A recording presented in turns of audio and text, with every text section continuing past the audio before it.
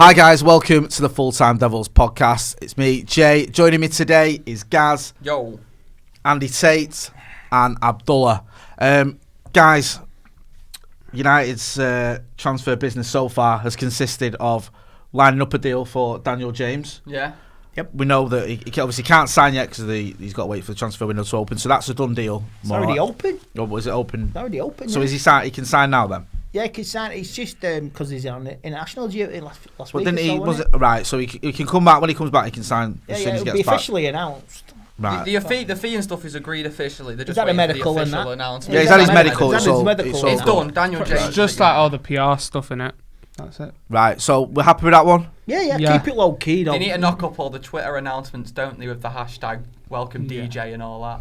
Yeah, maybe. No, not maybe DJ. Not DJ. Welcome, That's- Hamas. Welcome, Daniel No, not Hamas. DJ. Daniel Hamas. Not DJ, because he's gonna go. He's gonna fall into the bleeding Jesse gang, innit? You know what? I want that. What do you mean? What? DJ. Took you 42 seconds. There's initials! 42 seconds to don't- Jesse Lingard. Yeah, That's worse so- than him with Ashley Young over there. Surprised he didn't throw that one in. I'm just happy that he's not going to be in a team because we're signing Aaron Wan-Bissaka, mate. Yeah. That's who we're Right, signing. we'll move on to that then. Next We're up, definitely not now, are we? That's getting Cut clipped that. up. that's Cut going to get it. rammed down your throat when he goes to City. Yeah, how'd Aaron you- Wan-Bissaka. You think we're going to get him? Love him. Do you think we'll Brilliant. get him? We'll get him. Yeah? Yeah. What do you love about him?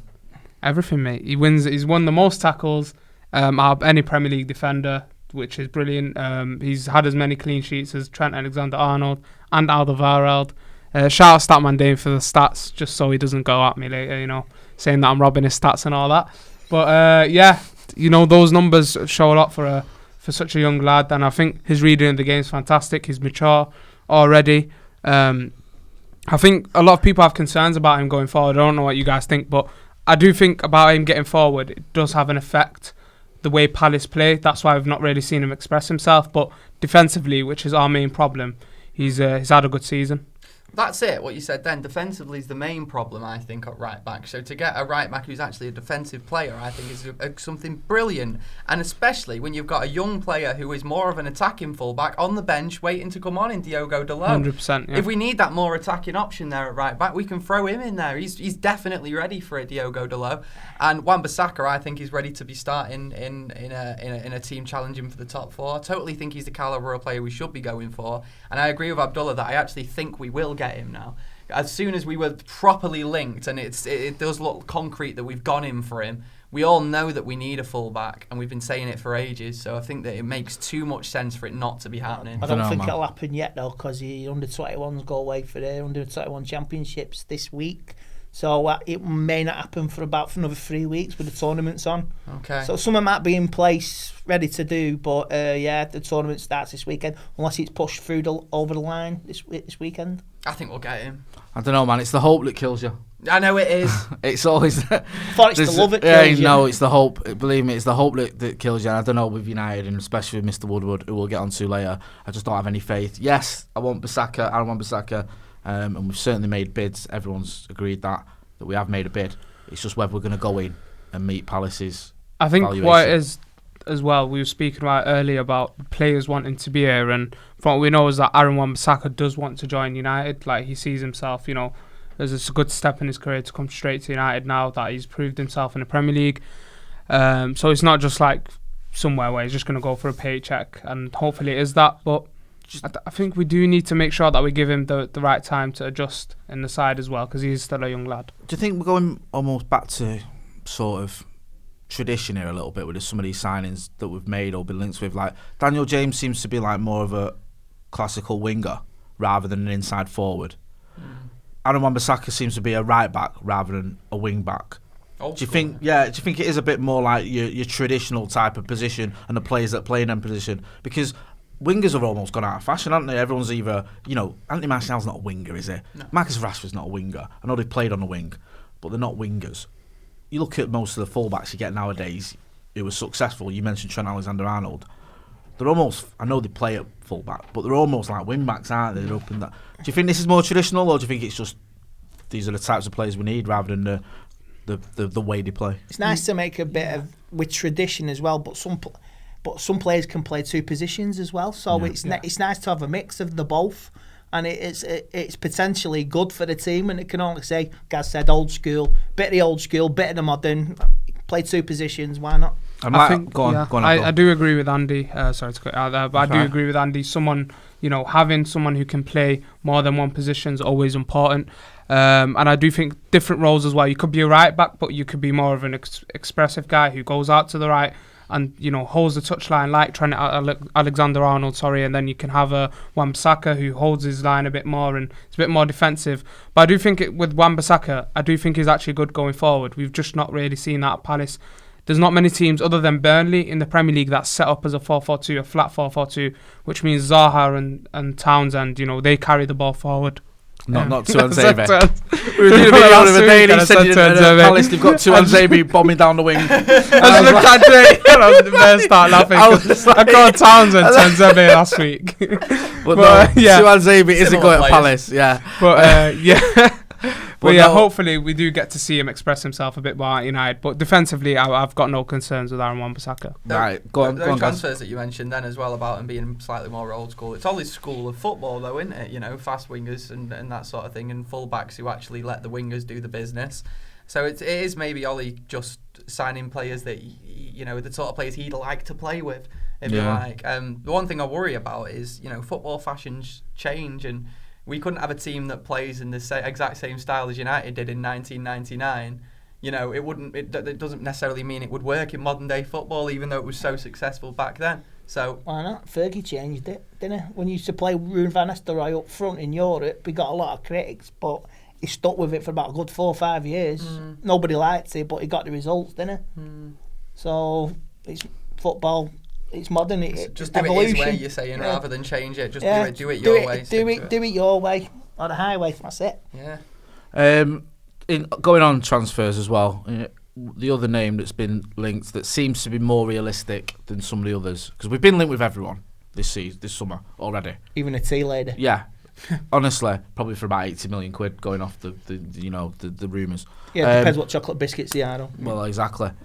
You look at it, every player that's linked with a club, somewhere along the line, there'll be a line that says Manchester United have also shown an interest or whatever, because you can imagine the agent saying, just mention United, or the journalist writing it saying, if I can just get United into this title, I can get a few more clicks. But one that does seem to have a bit of legs is Harry Maguire. He's a player that we've been linked with for over a year now. Jose was apparently a big fan. It looks like we could be making a bid for him soon, talking again of the 60-70 million mark. Mr. Tate, you've been a fan of Harry Maguire, haven't you? You've suggested him a few months ago, I remember. I'll take him, seriously. But City have lost company, haven't they? So they'll be in for him. Do you reckon? With Laporte and Mendy's, I've heard he could be replaced. I don't know. Pep can replace his back four any time he wants, can't he? So you know what I mean. But yeah, I'd definitely take Harry Maguire. He's English. He's like 26. It's a bit of experience as well. He's like I say, he's had World Cups. He played 2 seasons in the Premier League. He's done Championship. It just bugs me. Like, why don't United identify these players when they're young? You could have got him from Old City. Could have got him from Sheffield United. He played against us in the FA Youth Cup final many years ago against a certain Paul Pogba and Jesse Lingard. Why didn't we mention him in that video we did? Because we were focusing on United's team. We didn't just focus I didn't know that. Well, I was at the game and I don't even remember him, so that's how much of an impression he made on me. Split down the middle in a United shirt and a City shirt. I've seen it on TV last couple of days. Some of the things you can't unsee. That tug of war, that sounds horrible. A tug of war over Harry Maguire, and neither clubs are interested. Probably, honestly, the way that Sky Sports and everyone like that. The best one was, did you see the Mo Salah story? Where it said, I think it was in the Manchester Evening News, what has happened, guys, to that paper, but it said something like United linked with Mo Salah after his Champions League comments, and then in the article it said, United accept there is no, United have not shown an interest in him, there's no possibility of getting him. Right, there's so many reasons. It's just a nonsense just to put in him and United in the same title. There's so many reasons not to click MEN articles at the minute, innit? Not only because you know it's probably rubbish, but also Sam Luckhurst.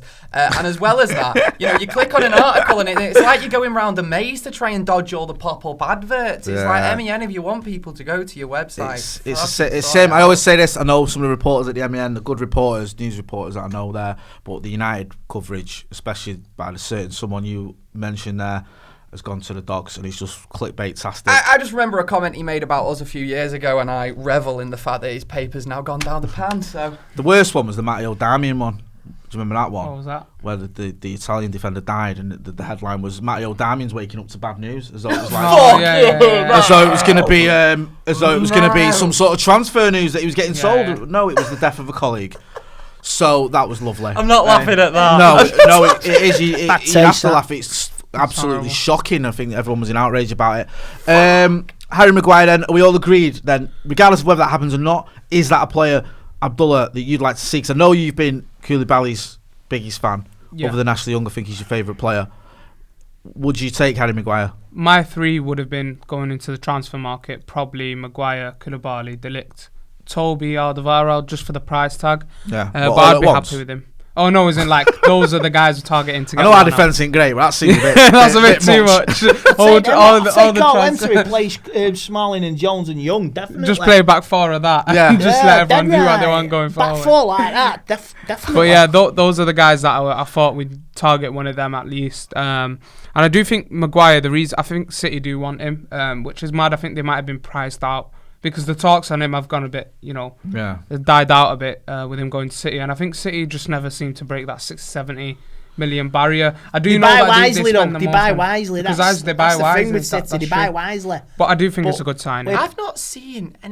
I've not seen too much from Maguire that's made me think that he'd be. I think he's a good. I think he's a good. If you watch one of the reasons you don't watch Leicester City, do you? One of the reasons City will be in for him, and obviously the World Cup, which he did play well in, but at times I just thought he was maybe a little bit naive, out of position at times. I think what with him is that he's 6'5", he's a big lad, and a lot of people see him as like, if you have a nippy striker on him, like an Aguero or something, you'll have trouble. But he's dealt with technical strikers, he's dealt with technical wingers really well. His reading of the game's great. What impresses me is when he brings the ball out, and I keep mentioning this point, is your best at the attacking players. You look at Maddison and Tielemans, they push into the final third. You're not going to get Paul Pogba dropping in to pick it up off someone like Chris Smalling now, because you've got Harry Maguire who can push forward, and you're not going to get Fred like that mistake against Wolves. If you had your centre-back bringing it out rather than Fred having to drop right in front of De Gea, then that doesn't happen. And I think that's what's important with having someone like Maguire. Physical presence and good on the ball is what Manchester United need right now, and he fits the bill. Going back to what Gaz was saying about, you say you don't rate him. I'm with you. I've not seen a lot of him. But I saw him against Liverpool at Anfield. He was man of the match. Can't do much better than that. He scored didn't he? I saw him against City, where Company scored that worldie, and he kept whoever was their striker, I think it was Aguero or was it Jesus, I can't remember, I think both of them actually played, he kept them completely quiet, and like you were saying, Abdullah, he brought the ball out as well, and they could have actually scored thanks to Maguire. I think they went down, I think it was actually Maddison who ended up with the ball and put it wide. So I've not seen a lot of him, and I take the World Cup with a pinch of salt, because a lot of our best games for England were against Trippier and Ashley Young look good in the World Cup and shit like that. But you can't take it with too much of a pinch of salt, because there's a reason that Wayne Rooney only ever scored one goal at a World. Well, exactly. Well, there you go then. But the point is, when I've seen him in the Premier League again, and even against us, he's looked decent. He's looked like a good player, and he looks like someone who leads, who commands his defence, and that's what we need. We need someone who's got a bit. I think of a the voice. price tag's a bit too wild, but is it though in this day and age? 80 million. Maybe a bit too much. I do understand why Leicester are asking for that. What's mad is Leicester asked for this off the BBC as well, so straight off the BBC, which is quite reliable. And last summer they did ask for 70 million. If you give us 70 million, you can have. So we thought we'd wait till he's a year older and then pay an extra 10 million. Yeah, that's exactly how United do things. Finish sixth before we invest in a centre half, because that's all that matters, isn't it? What's Koulibaly worth then? 84. 84 is like 120 or something. Yeah, but why would you pay 120 when you can get somebody for 80 million? Because he's better.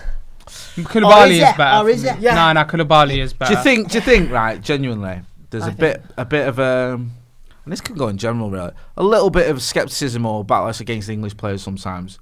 You think like, he's some English, overrated, he's not as 120 good. million you could get Maguire and Alderweireld, and there's 100 million or 105 million. That's 2 defenders. Yeah. You could get that. That's that, and you've still got 15 million. The thing is with try to get something else. The thing is with defenders, it's all about the partnership, innit, with the other centre half. So I think it's going to be Victor Lindelof, innit, as the other centre half alongside whoever it is we bring in. So we've got to be thinking about how they play with him, and we're not actually going to know that for sure until they play together. We could bring Maguire in, and I could very realistically see him challenging Chris Smalling for a first team place come November. No, Genuinely. I don't know. I don't know. By November. I don't see that. Just on that question as well. On that question as well. You know, you're speaking about Smalling and all the rest of it. Are United getting rid of any defenders? Because we talk. We've already, we're bringing in Wan-Bissaka, we're bringing in Maguire. We've got Marcus Rojo, we've got Eric Bailly, we've got Victor Lindelof, we've got Phil Jones, we've got Chris Smalling. That's 5 players that can play at centre back. And you want to bring in another one. You got to bring him on. As well. Tuanzebe should be ahead of all of those. Right, fine. I've not got an issue with that. I've not said that last week. We can't get rid of defenders right now. First of all, Marcus Rojo's on a big contract. Jones, Smart, they're all on big contracts. Darmian could leave, that they can't get. Yeah, Darmian could leave because some of the top Italian sides and Valencia supposedly do think he's a good option. Those teams can pay near to those contracts. Whereas, where are Smalling and Jones going to really go? Rojo's just having barbecues in his house every day. That's all he does. In this weather, you don't live in Manchester. Jones, well, he does, mate. I've seen him do it in the rain. I think it's his agent or one of his mates on Insta all the time whacking out a barbecue. And then you got Smalling and Jones, who are just good for a meme on Twitter. That's about it. Do a job at Everton. Yeah, Everton aren't even going to pay their contracts are ridiculous. Like, the money that they're getting is what the best player for Everton's probably going to get. Richarlison, I won't be surprised if he's not far off them. Why would they pay that money for Smalling and Jones? And for them, they could just sit and take that money. Surely we've got to get rid of at least one defender. We've got to. I think 2 of them are going. Yeah. I think 2 of them. And so who are the 2 most likely? I think the most likely. No, centre halves I'm talking about specifically. So I think the most likely one's Eric Bailly. Yeah. Unfortunately, I think you're right. It's not worked out for him, has it? Probably most likely that he'll be the one leaving, and if another one does leave, it'll probably be Rojo, because Jones is on the longest contract out of all of them. Only recently signed a 5-year deal, so I don't think Jones is going anywhere. Phil Jones testimonial. And I'm not too bad with Jones being at the club if he's the 4th choice centre half, but it's when he's starting. Then I reckon you'll probably keep Chris Smalling as well as your 3rd choice, someone you like Maguire in to play alongside Lindelof. To me, I don't think there's any signs that Chris Smalling's going anywhere. Nah. I don't really think there's any signs that Phil Jones is going anywhere. Been given contracts. Ollie seems to rate, especially with Smalling, seems to rate him and play him a lot. And well, both of them you can argue. I think it's more the fans that want to see that rather than the coaching staff. But that's my point, because with Chris Smalling and Phil Jones, there's been really nothing. Whereas there's Rojo and Bailly, there's been hints of them not being settled, and of course with them being English Premier League players, they're probably least likely to leave. Whereas the other lads, they'd find their trade elsewhere in Europe and they'd settle down. For me, though, with Chris Smalling, I've always said this, if in certain games in the League Cup, FA Cup, you got a target man to deal with, Chris Smalling's usually a guy you can bring him in. I don't mind him as like a 4th option, similar to what you say with Jones, even though I'd prefer Smalling to be the 4th option than Jones. I think with Smalling, because of with the ball at his feet, he's so bad. It takes away everything else. When he's aggressive, he wins his challenges. He's a good aggressive centre-half. His reading of the game isn't awful. Black eye, didn't he? But, let's not forget, on the ball. I know I don't want to keep going back to it, and we do every week, but Smalling in Paris was immense. Yeah, it was. And you can't just pull them sort of performances from nowhere. You've got to have something in your locker to be able to do that. You broke Messi's nose, but he actually played well, I thought, against Barcelona at home anyway. There is a defender there, and we've seen it, and I think you're right. If he was an option, if you got an injury, the same way that City have these different options, like Otamendi comes in for 5 or 6 games, whatever, towards the back end of the season, they kept playing Company. I'm not saying that Smalling's in the same league as Company, but they mix it up when they need to. And United have got Europa League next season. And everyone keeps saying about the Europa League, let's play the kids, right? You cannot go out into the Europa League and play 1 to 11 children. You need to have at least 3 or 4, if not more, experienced players. People talk about Wan-Bissaka getting a contract. You could play him in the Europa. You could play Romero in the Europa. You could play Jones in the Europa League. I don't have a problem with that, because there are a lot of games, and if United do have ambitions of doing anything with it, then you need to mix it up a little bit. So, yeah, I can get the idea of keeping someone like Chris Smalling, and I think, unfortunately, because I like Eric Bailly, I think he's a good defender, he's just not worked out. He's either injured or he's rash and gets himself in discipline problems. Same with Rojo, just dives in too much. I don't think they've adapted properly to the English game, so I think we can see both of them going. Such a shame that, because I really thought Bailly was going to be a first choice. I went when him and Lindelof thought them two together have the right. Was it the Charity Shield against Vardy when he had a bit of a ding dong? Was it? Just can't remember. The thing is, though, if we sell him, he'll go somewhere. He'll go somewhere else, and it'll be a hit. It was a game against Brighton. Eric Bailly. Brighton last start of the season. Brighton he was at fault for 2 goals. I think it was a penalty as well, wasn't it? To be fair, him and Lindelof that day and Pogba, I think, had all had shockers. I mean, the whole team did. Yeah. It wasn't. But I think he's the one that's not probably recovered from it.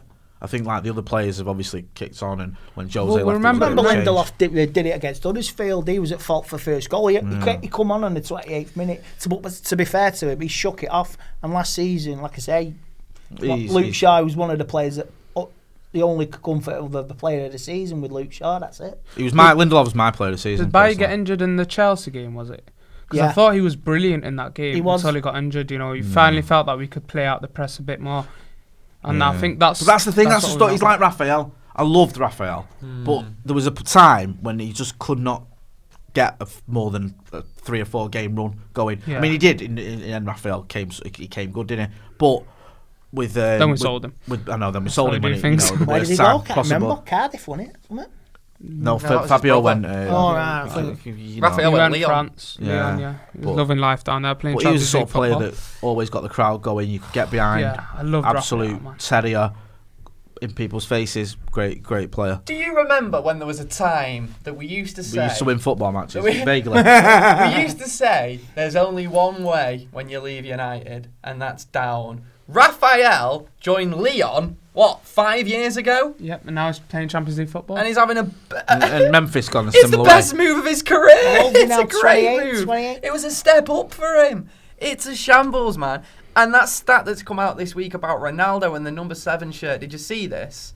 14 goals. 15 goals since 15. Ronaldo left. Since Ronaldo left, Manchester United number 7s have scored 15 goals. Well, he only left 10 years ago, so that's fairly reasonable. It's actually 10 years ago yesterday we sold him. Do you remember? Where was you when we sold Ronaldo? Do you remember? No, I remember where I remember where I was when we bought him. I was in Malia. Oh, was you? Yeah, because when I saw the paper, someone said we bought Ronaldo, and I thought it meant Brazilian Ronaldo. I was like, yes, and then he went, no, it's that Portuguese kid, and I was like, oh, fuck, that's a lot of shit. That's what I said. I remember fucking typical United. So we buying Ronaldo. I was in a bloody classroom, mate. I was in year 5. You guys are well old, mate. Well, that's only because you had to repeat year 5 times. I was on my way home from work, and my mate texts me, he's like, checks his phone, he was with me, he's like, Ronaldo's gone. I'm like, coming home from work at 5 o'clock, what? Ronaldo's gone, just like that. I remember. It's like, wow, everything's like coming down. I remember because everything was collapsing. Because I was a kid and I was still quite immature. Any player who left United, I instantly hated. So I remember just hating him, just being like, get out of my club, Ronaldo. Because I was a kid, you know what I mean? And and obviously now you look back. And I remember our teacher telling us.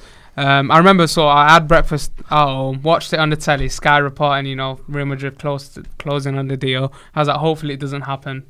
Obviously, I didn't know that means it's pretty much done. I get in school, and then one our teachers, I think at the time, Tranmere and Liverpool fan.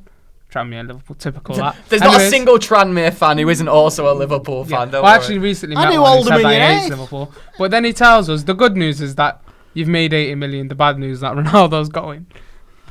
And I thought at the time, even as a kid, I thought we're going to sign some mint players. Well, that's what I was going to say. Soften the blow, Soften the blow was Gabriel Obertan, Michael Owen. Joining. Ronaldo in. Where did that 60 million go? Partly we couldn't pay 20 million for Douglas Costa. We got Valencia, but where did the rest go? At least we didn't lose Tevez as well. Ed, where did it go?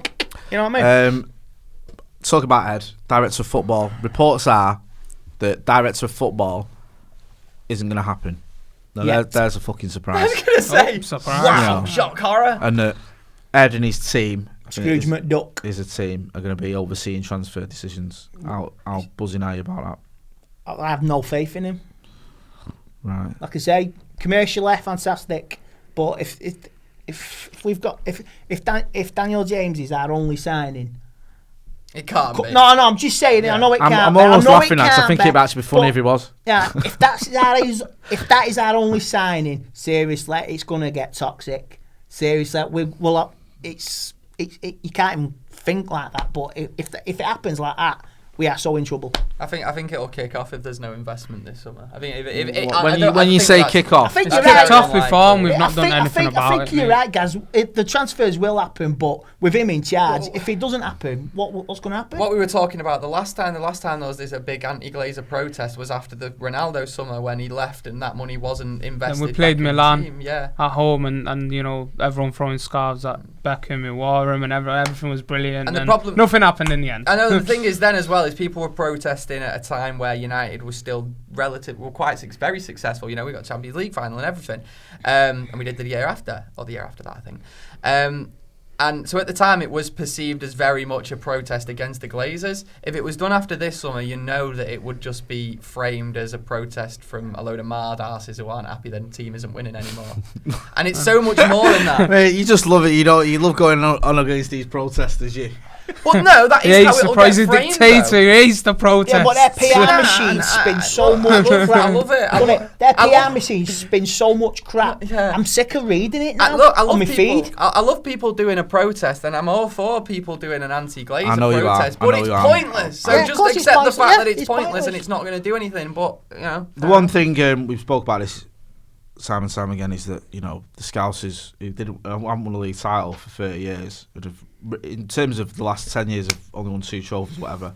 Haven't had a lot of silverware, but still globally a massive club. Pains me to say. Yeah. And now they've added success to that, so you might think that forces the board to I remember Gaz saying that a couple of weeks back, but like you say, you're just hoping. Because the point I'm getting at is that could take money away from United, whereas City's success hasn't really affected United's global standing. A team like Liverpool, a club like Liverpool, we saw it in American pre-season tour last season. They do have a massive fan base, whether we like that or not. And if they're winning trophies and in the Champions League and challenging for trophies, and we're not, then that could take money away from us. That might. I'm trying to be positive, force the Glazers into action. Are you packing up, you? Yeah, I'm packing up. I gotta leave. Before I leave, anyways, give us a pearl of wisdom. Give us your Wally of the week and a pearl of wisdom.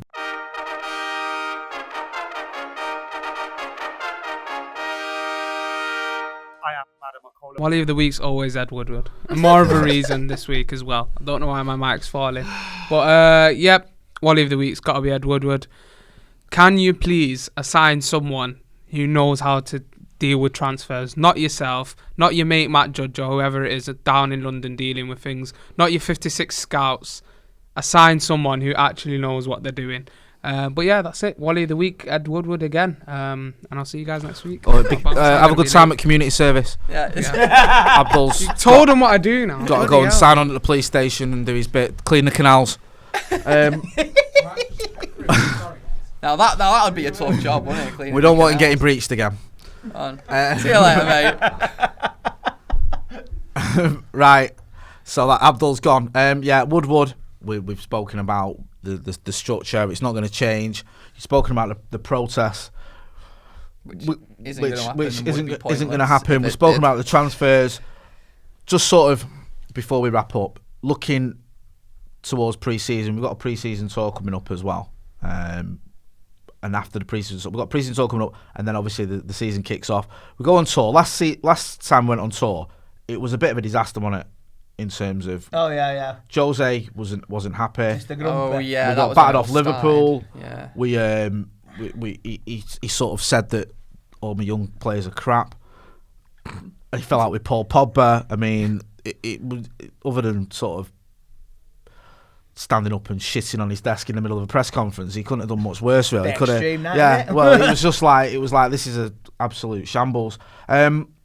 How important is pre-season? How important? Do you put much weight behind it? Because I remember under Van Gaal we had an amazing pre-season. We're gonna have to have a good pre-season because last year it was a circus from day one. Yeah. As soon as he walked in that press conference, he started bitching and moaning. That was it. So like I say, we've got some nice fixtures. We've got playing Tottenham, aren't we? We're playing AC Milan in Cardiff. Against Leeds as well. Fancy that. Fancy going to I that. fancy going to Fancy that. Getting on a train, go to Cardiff. Millennium Make Stadium. it happen, Jay.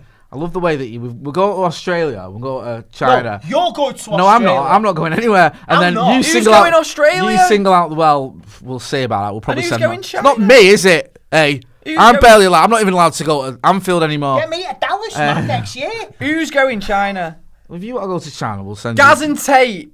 Come on. If that's not a documentary, then I don't know what is. Gaz and Tate like in a China. detective show Gaz from the and, Gaz and Tate trying Chinese food from the market.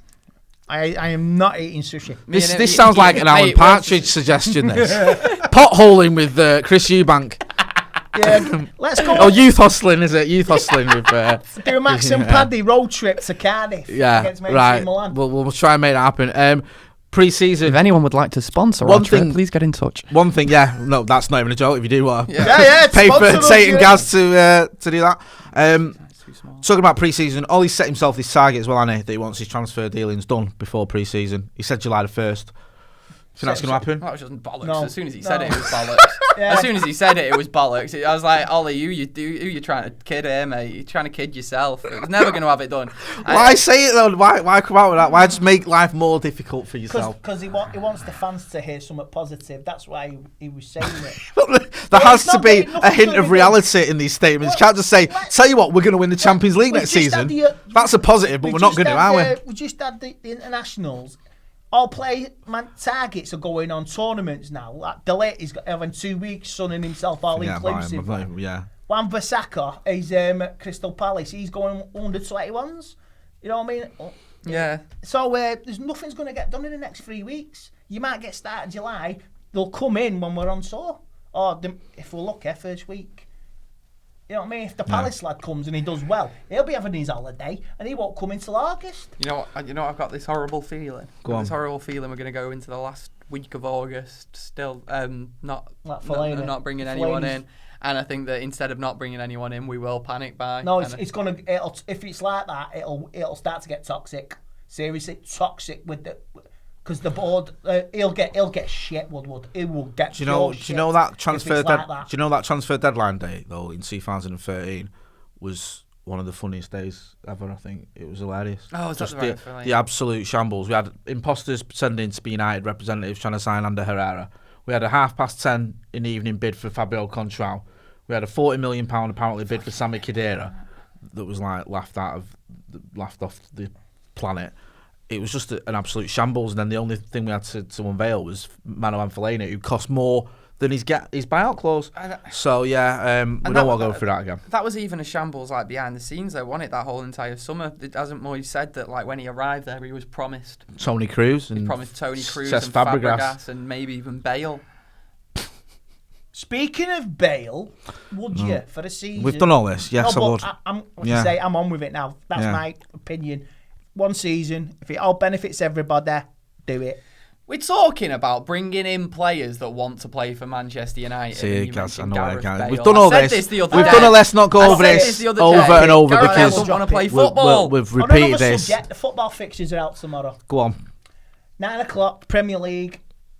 Rumours are floating there. Rumours are floating. We've got Brighton. I reckon we're going to play 30. So if you're listening to this after the fixtures come out and it's not Brighton, then forgive us because I've seen we've recorded rumour this. rounds online. We've got Brighton on a Sunday. Man City have Wolves away.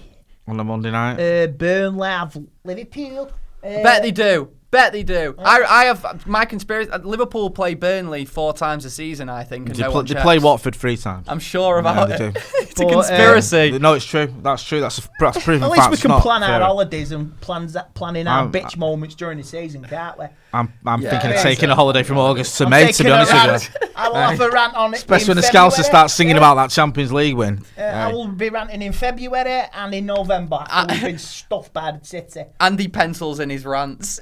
Yeah, I mean, just every day, basically. Just calendars just full of rant. What am I doing today? Having a rant. Oh yeah, tomorrow. Oh yeah, I've got a rant booked in. Ollie's made a statement on the season ticket. We were just opening that for the benefits of Sky Sports. That trying to remain positive and all the rest of it. If we get a tough run of fixtures early doors, or not even a tough run, I mean, we could have, we didn't need tough games last season to lose them, did we? But if Ollie doesn't hit the ground running and we do get a sort of poor run of results, I know I ask this almost every week, but I'll ask it again. Gaz, is he under pressure? I honestly, If someone was to ask me what I think will happen, I don't know, man. I just think the problem is that the United are so deep-rooted that it doesn't really matter who's in charge. This isn't necessarily a slight against Solskjaer, but I really do have a feeling that he won't be United manager by January. No, it's not a slight. Let's get one thing straight, right? If we say what we predict or what we think is going to happen, it doesn't necessarily mean we want it to. No. Because people often jump in.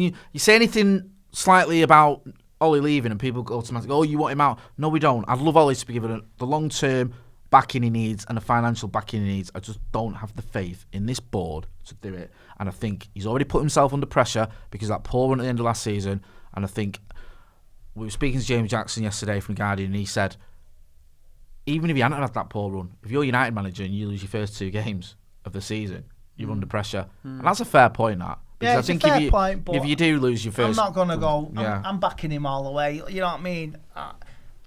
I've said this time and time again. Like say, Jay, it's the board, it's Woodward, and it's the players as well. And believe me, the fans will turn on the players before they turn on Ollie. Well, if they're not putting remember in the Cardiff shifts, and last season? There was shouts against Woodward. There was shouts against the board. There wasn't any shouts the against. Stadium will turn toxic if we lose first couple of games. The fans will turn on the players and the board, and it will be toxic inside the stadium, and they'll sing Ollie's names all day long. I think they will, yeah. Just before we wrap up on that positive note, Wally of the week.